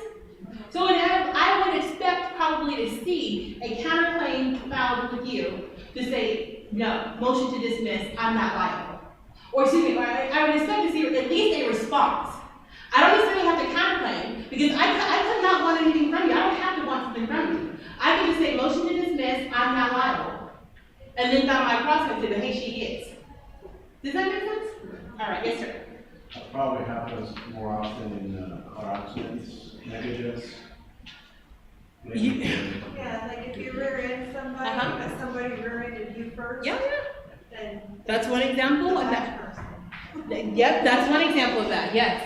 But you'll see this in a lot of different types of cases, okay? Not just your car accident case, okay? All right. I had that happen with a manufacturer where we had a bill safety harness. So it wasn't us that got sued, it was the manufacturer that got sued. Interesting. Wow. Alex did everybody. Well, that's exactly what I was trying to I'm sorry. All right. And you're right, sometimes that has legitimacy, and that's the point of our pre-file investigation. We want to see who all can we sue, right? Not just because we want to go for the jugular, right? But we have an obligation to our client. Okay, who are the potential people who should be liable? And if it's reasonable, if it has merit, if there are facts that are sufficient for that, then hey, it makes sense. We sue with everybody. All right, the criminal defense attorney will engage in an investigation in order to, so we've been talking a little bit about what the civil civil plaintiff is going to do in terms of pre-filing, what the civil defense attorney is going to do in terms of pre-filing. And now we're switching gears and we're going to look and see what the criminal defense attorney may do. All right, everybody okay with where we're going? All right, so we want to evaluate the government's charges against the client. Does this have merit? Should we be filing a motion to dismiss? Okay. We want to advise the client about how to plead or whether to defend the charges or plead our bargain. So that's what our goal is in terms of trying to figure out, okay, well, what do we do with this case? Is it something that we kind of want to see if we can reach a negotiation on and maybe you enter a plea? Or do we want to just say, hey, let's take it to trial? Okay. Prepare a defense. So that's kind of related to this. All right. Andrew? Yes, ma'am. Does that, like for the criminal one, does that all happen, so the person's already been arraigned? No. So what will happen is, and we'll talk about the stages. So That's like if you know a murder charge, or I mean some kind of charge? sometimes, depending upon the case, you might actually know. I have a lot of my complex fraud litigation cases. The people, the providers, the doctors, they already have their lawyers, okay? And so they would know because we would have been issued, we would have been having the investigators be requesting records, their billing charts and things like that. So they know, this ain't just no routine thing, you know? Particularly by the time they get the search warrant, they know, right? Because search warrant is gonna be in the criminal way. So sometimes, depending upon the type of case it is, they will have some kind of inkling. right, of a potential charge being filed against them. And in some instances, we would actually work with their attorneys and say, well, hey, if you like, you can come in and I'll share with you some of the evidence that we've been gathering, and perhaps we can work out some sort of negotiation. Now, I would still be filing my case, but what we would do is we might file right away. You'd have all the discovery at the time of arraignment, and then our next hearing would probably be our disposition of some sort, where we entering some sort of agreement or plea. So it depends. Outside of complex fraud cases like that, no, we ain't gonna be talking about the murder case. We're not gonna be talking, it's probably not gonna happen like that, right? You probably might know because you might have been called in, you know, an advisory of Miranda rights and probably have been spoken to in some sense. You might have that sort of indication. And you might talk to, you can ask for a lawyer at that point and so forth. And we'll talk about all that sort of process. And then would this still go on even after you've been arraigned and we're waiting trial? Is this the same kind of? Oh, in terms of investigation? Yeah. Yes. So here's the thing. We'll talk about what the rules are and what are, so in our civil context, we'll have like a case scheduling order. And that's going to be this beautiful little list of all these different deadlines and stuff that we have to make, all right? In the criminal arena, sometimes you'll have one of these, sometimes you won't. It just depends upon the court and the case itself, and also the parties, and how the parties sort of practice and how they engage in their litigation or whatever. But in terms of the investigation, yes, there's things we're going to do before filing. There's going to be things we do that we're continuing to do as we're working up and getting to trial. Now, at some point, we might have a cutoff where we say, okay, look, enough is enough. You cannot be coming here on the day of trial and trying to produce this information that you just got, right? And we'll talk about what those deadlines and things can be. Does that answer your question? All right, let's see. In any so role of investigators in other types of litigation. So where else can you play a role? In any commercial, corporate, or private legal matter, the lawyer has to determine what options are based to the client, what risks or rewards there are, the advisability of pursuing one option over another, how best to put the information necessary to accomplish the goals selected. So again, this might be something where, say for example, we have maybe we were representing one of those providers in a fraud case. Maybe one of the things that I'd have you do is, can you go out and see what has the Department of Health traditionally done with a person's license if they're convicted of this sort of crime?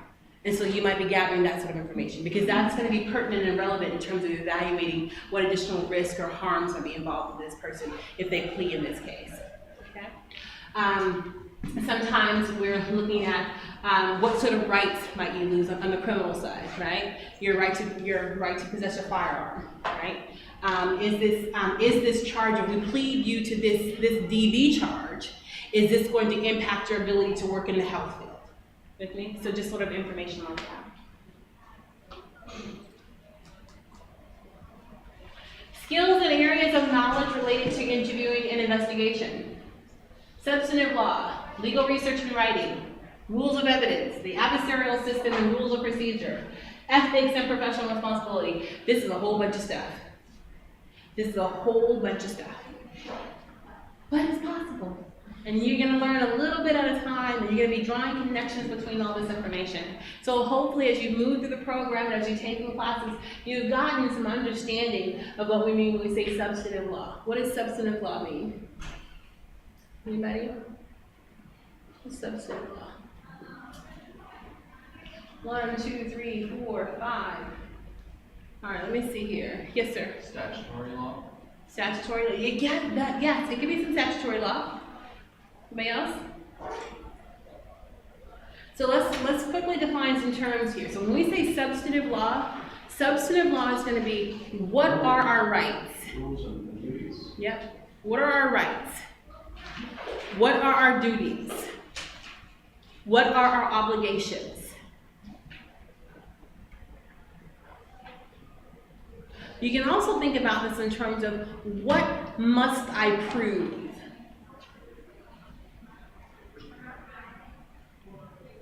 So for every single action that's filed, whether it's a criminal case or whether it's a civil case, there's something that the person has to prove. And that stuff that they have to prove, that's the substantive law. Does that make sense? Now we're going to draw a distinction between substantive law and, anybody know the other side? Procedural law.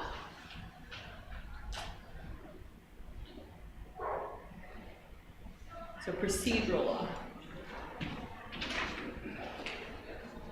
That's the enforcement of the rules and duties, regulation, process. That is the process. It's the process. How do I go about filing? Where do I file? Who do I give those documents to? What's the time frame that I have to file? Right? So process. Who gets copies? How many copies they get? Okay? So these are sort of the rules and regulations about how you move your case through the system. Is that all right, everybody? Okay.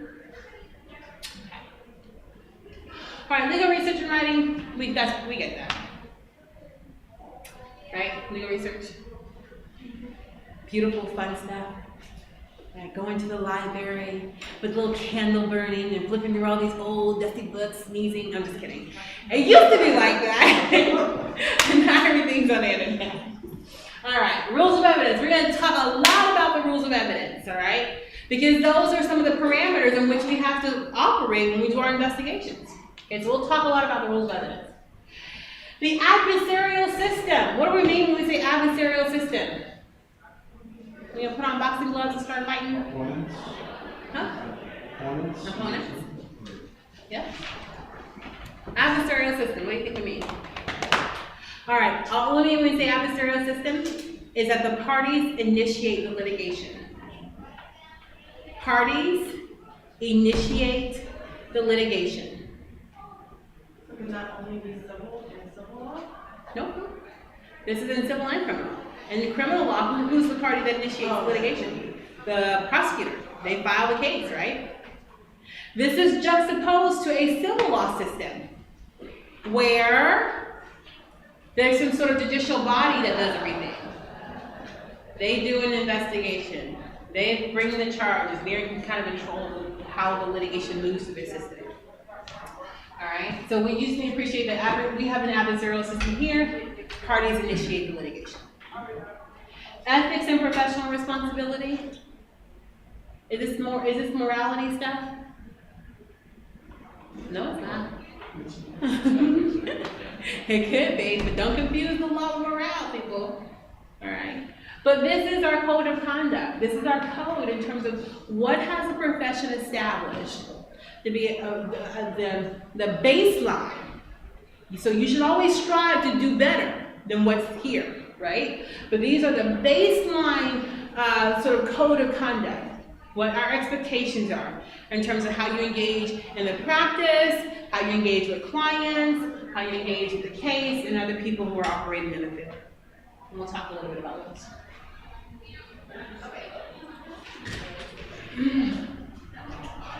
All right, let's see here. Paralegals, you are an agent of the attorney. What do I mean when I say you're an agent of the attorney? That's right, young man. Yeah, yes, sir. You probably know you do what it needs. That's right, your job. So you have to think about whether or not this is a field you want to be in. You have to be a team player. Your job is to really assist and be the right person, the right hand, woman or man, for your supervising attorney. All right? That case, the heart, breath, and life of that case will depend upon what you do. Okay?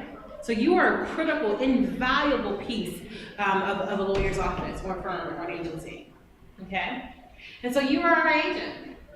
That means that everything that applies to me when we talk about the attorney's code of ethics and professional responsibility, guess what it also applies to? It applies to you. So you represent that firm, you represent the attorney.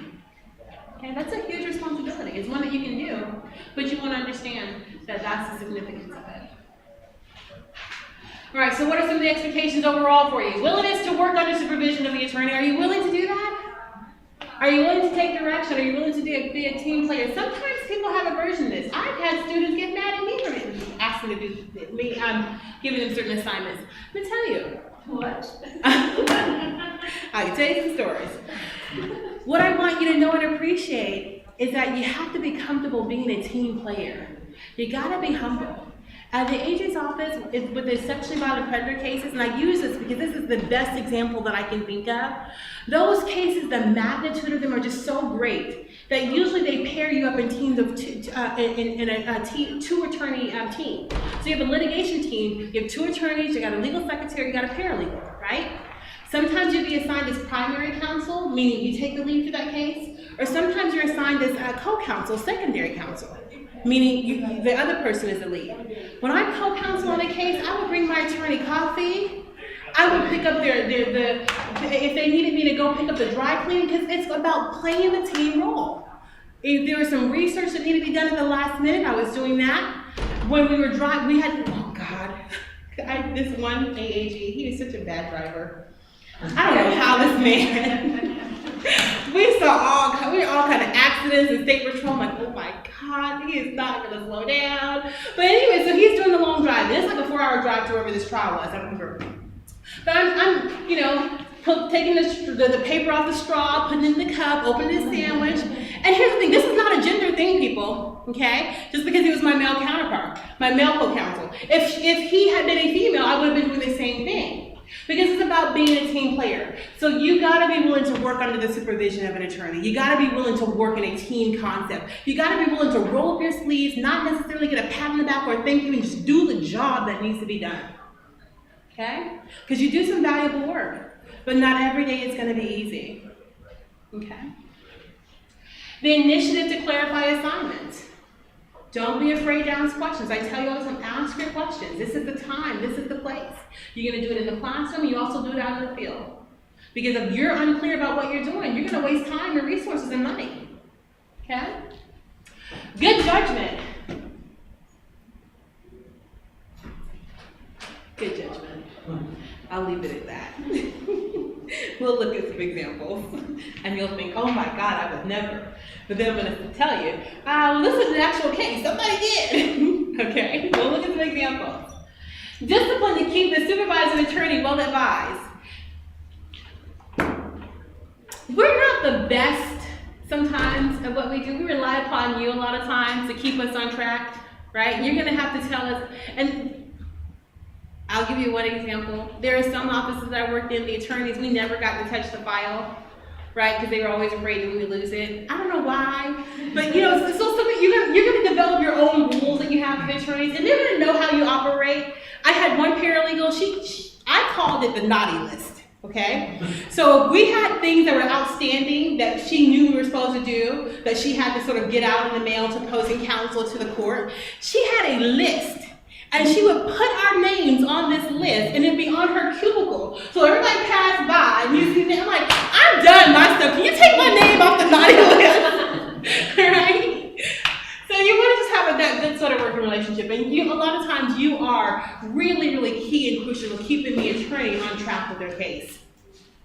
All right, good communication, we talked about that. Objectivity, we talked about that. Thoroughness, yes.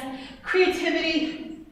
Don't let that go away. Your creativity and humor. Sometimes, depending upon the job, depending upon the case, that's going to save you. All right? That's going to, because you're going to have to learn when to let things go.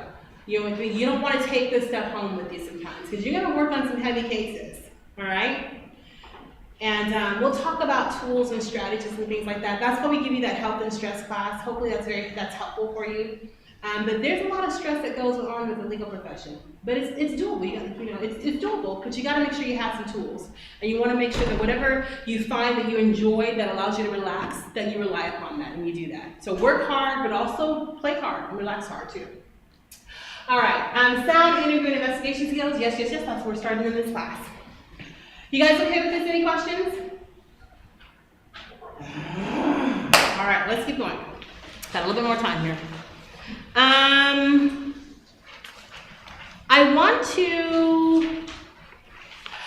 going to give you the information for chapter 2, but I don't want to talk about chapter 2. Yeah, it's very quick. I'm not going to spend a lot of time talking about chapter 2. Okay? I want to give you the information. Let's kind of gloss through it. If you have questions, by all means ask. But then what I want to do is switch gears and talk about your first learn by doing exercise that's going to be due, okay? All right. 1, 2. 1, 2. 1.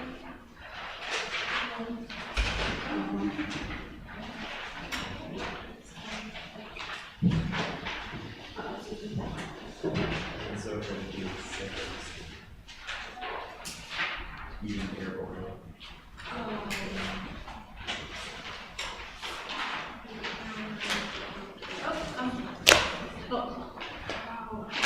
Thank you, thank you, thank you.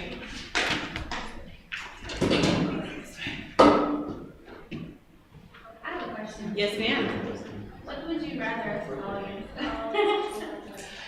So, I don't particularly have a preference. You can call me Andrea, or you can call me Professor Jarman. I think sometimes students are sort of like hesitant to call people by their first name, in which case Professor Jarman is just fine.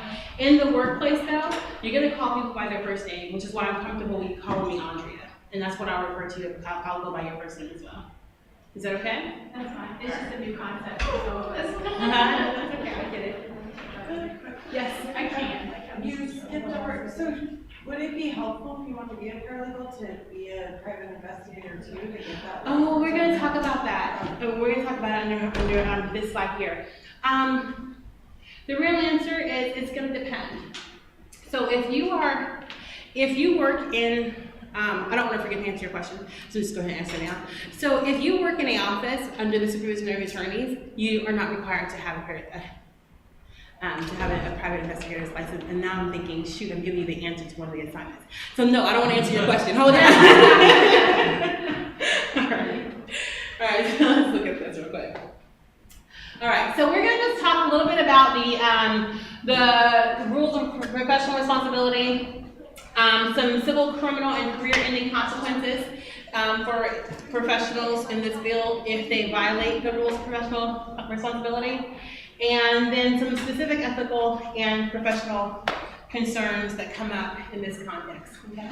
We've kind of done a little bit of this in our previous discussions. That's why I'm comfortable with sort of just kind of quickly moving this through. But like I said, if you have any questions, please, please, please raise them. All right, so what do we have in terms of our guidelines? We got some state statutes that prohibit the unauthorized practice of law. What's the unauthorized practice of law? Ways to go about getting evidence, how you investigate people, do you say you do? No, not yet. Yes, you can do that. Yes. Legal advice without Yep. having. Yep. Any sort of claiming to be a lawyer or giving advice or saying you can give counsel when Yeah. you're not Yeah. licensed or anything like that. Exactly. So we're going to talk a little bit more about that. Let's see. Mandatory ethical rules governing attorneys. We'll talk about those a little bit. Guidelines for attorneys and paralegals working together.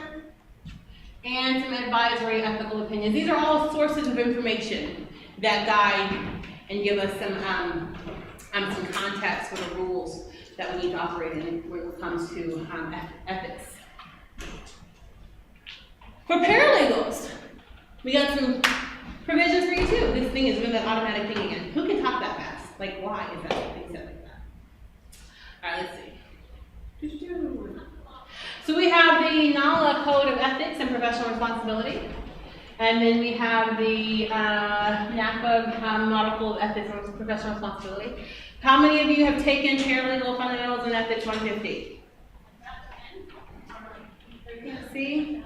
No, I really want to gauge this. All right, so how many of you have, not if you're currently in the class, how many of you have already taken that class? You've completed it, you got a grade. 1, 2, 3, 4. See, we got some work to do in our program. No, because Paralegal Fundamentals and Ethics, it's all about ethics. So typically, I would talk about ethics and say, hey, remember those ethics? Let's keep going, right? So we might spend a little bit of time about that, okay? It's not your fault, but it's just sort of, it's feedback, good feedback for us. All right, we're working on it. All right, let's see here.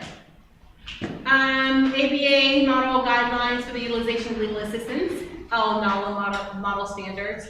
So basically, all we're saying here is that there are some guidelines. There are some ethical codes and regulations that help assist and guide you in terms of the performance of your role in this profession. There's standards for attorneys, set by the American Bar Association, and then by each state's bar association. Then there are standards for paralegals too, that are set by various paralegal associations, all right? Interestingly enough, the attorney's regulations filter down to you, because in the same sense that the attorneys are obligated to honor those for their clients and for other professionals, you also, by extension, as an agent of the attorney, are responsible as well. Does that make sense? All right. So let's see. Is that? Okay, here we go. So some of the consequences of unethical conduct for the lawyer, well, you can be fired by the client, right? You can be sued, okay? You can be sanctioned by the court. You can even, in some instances, face criminal charges. And then you can also, your reputation may be damaged. When we say sanctioned, you can be disbarred, meaning you can lose your license to practice. You can be suspended, which is a lower sort of response. And then the minor response at the very least is going to be like a reprimand, okay? But it's all public. Goes in the bar news. It's on the website. As a matter of fact, I should bring you this in. I was looking at a report for 2003 of the attorney discipline in Washington State. Sad. All that money, all that time. Yes? There was a recent case of an attorney who, I don't know exactly what he did, but they sanctioned him as well, charged thousands of dollars. Yes, I'm going to try to find it. Yeah. It's not unheard of. It's particularly problematic because the attorneys are supposed to, the expectation or the idea is that they're leaders in the community. You expect them to know and do better, right? So it's always sort of disappointing when you have those sort of instances. But nonetheless, people are human, right? No matter who they are, they're human. So consequences for you as a paralegal. Guess what? Basically the same stuff. You can lose your job. You can lose your certification. You can lose the right to appear before administrative agencies. There are some instances where you actually, as a paralegal, you can go and represent a client, ask questions of the witnesses and so forth before an administrative court. That one of the consequences potentially of unethical conduct is that you lose that right. You can also be sued, right along with the lawyer. You can be a named defendant. Yes, ma'am. So what are you going to do if you're a paralegal of an attorney and you find out he's being unethical?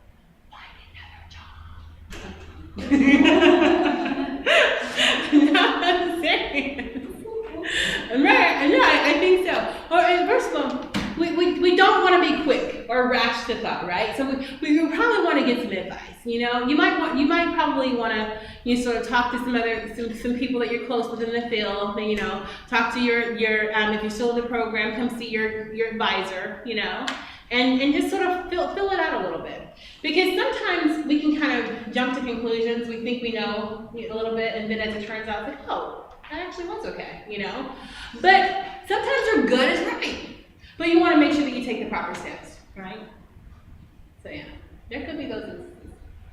Maybe sued by the client, damaged by, let me back up. This is the other, and this is the other reason why I emphasize to you that I'm not saying that I want you to read the attorney's rules of professional conduct word for word. All right, I don't want you to do that. You don't have to memorize it. But at the very least, you should be familiar with it. You should be familiar with the general spirit of it. Okay, if you have the time, I will read through it. But otherwise, you want to sort of have a general baseline understanding of the information that's there.